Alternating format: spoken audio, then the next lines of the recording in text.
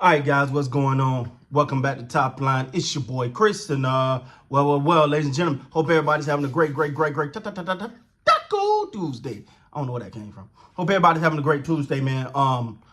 Been a busy one for your boy, like always, man. They got the little ones. The baby is definitely taking up all my energy. I'm gonna keep it a buck right there, but man, we all know about the load management, whatever they call in this new policy. Kawhi Leonard has came out and said no league policy is going to make me play more games. See, this is the thing. When you think of load management and you look it up, you close your eyes, or matter of fact, look it up in the dictionary, you see load management, you see Kawhi Leonard's name. For Kawhi Leonard, and he don't talk a lot, but he made it very clear. Kawhi Leonard said, and I quote, "I don't sit out games just to sit out games. If I sit out games, it's because I'm hurt or I'm nursing an injury or something to that effect," right? Pretty much saying, I don't sit out to sit out. I don't just load manage to load manage. He said, except in Toronto, that's because I was coming off an injury and following doctor's orders trying to, okay. Now, I understand that. And one part of me said, right, Kawhi. So either Kawhi is the most brittle player in the NBA, or he's lying. There's no other way to put this. Either he's the most brittle player in the NBA, or he's lying. Because you can say what you want about Anthony Davis, but dang, who played more, him or Kawhi Leonard? It's not even close. Now again, Paul George pretty much came out and echoed the same thing. They said they're not sitting out game. What's your boy?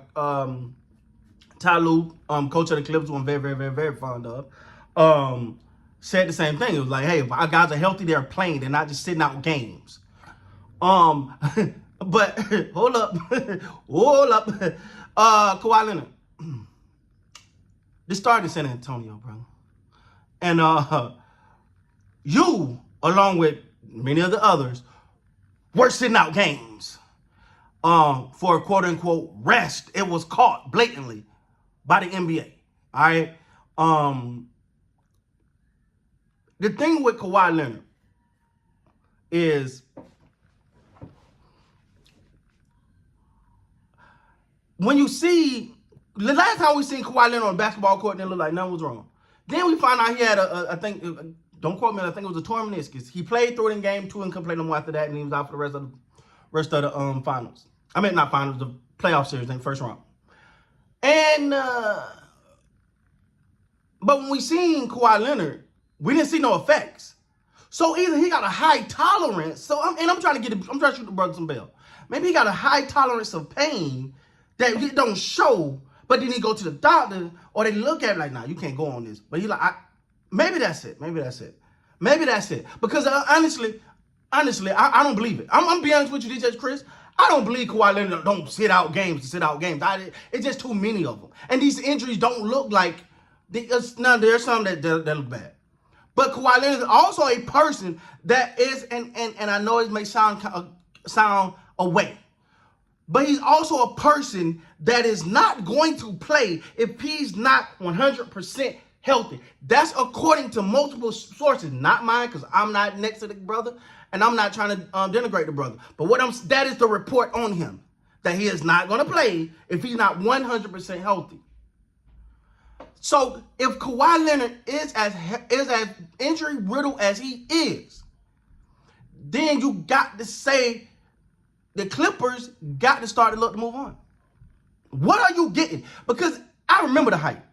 I remember the Kawhi Leonard hype. I remember being like, yo, man, like, where's he gonna go? I mean, they had pictures of him in store buying chips. Like, it was the Kawhi watch. He was touted as the best player in the league at that moment, which I never bought into. Let me just say that right now. Now, he's a beast. He's a beast.